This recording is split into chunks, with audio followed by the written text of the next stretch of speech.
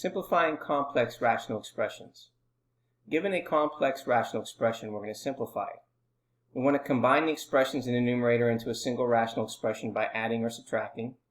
Combine the expressions in the denominator into a single rational expression by adding or subtracting.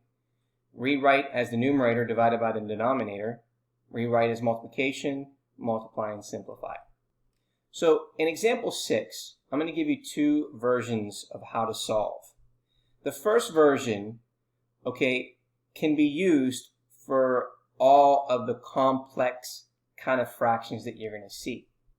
Now, the second version works with this example, but the second version isn't always going to be the best way to go about it, but I want to make sure that you see both of them. So I drew a line here to cut that in half. So first thing I want you to look at is we're looking at this fraction.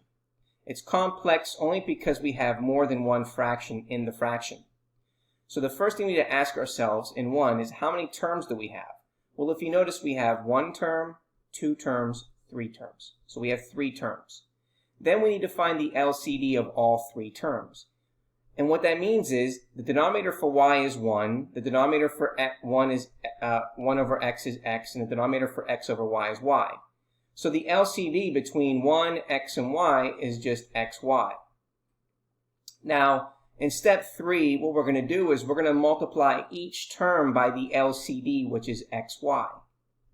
So we're going to take xy and multiply it by y over 1 plus xy times 1 over x divided by xy times x over y. Now, when we multiply xy times y, we get xy squared over 1 plus xy times 1, xy over x. And then we get xy times x becomes x squared y over y. So now what this is going to allow us to do is that all three of these fractions now within the fraction can be simplified. We get xy squared over 1, so that stays the same. If you notice here, we can simplify the x over x, which leaves us with y over 1. And then here we can simplify the y, which leaves us with x squared. So now what we end up getting is xy squared plus y divided by x squared. And the last thing to do is, in the numerator, we have a common factor of y, so we can factor out the y, and we get y times xy plus 1 over x squared.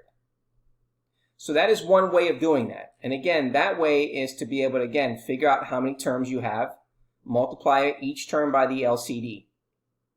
Now, in this version here, what you can also do in this version is to first combine the fraction in the numerator.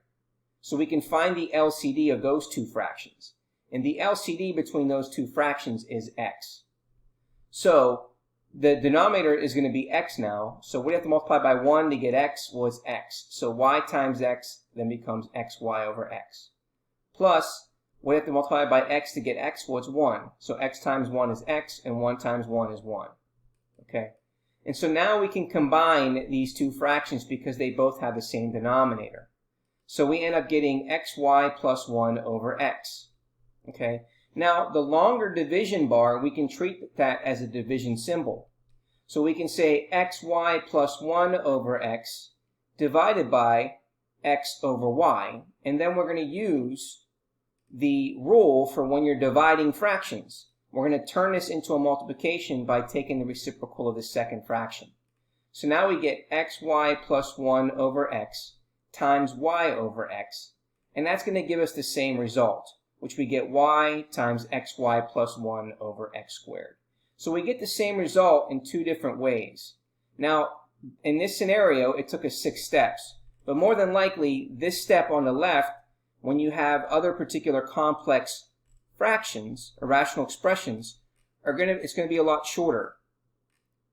Now, in the Q&A it says, can a complex rational expression always be simplified? And the answer is yes. We can always rewrite a complex rational expression as a simplified rational expression.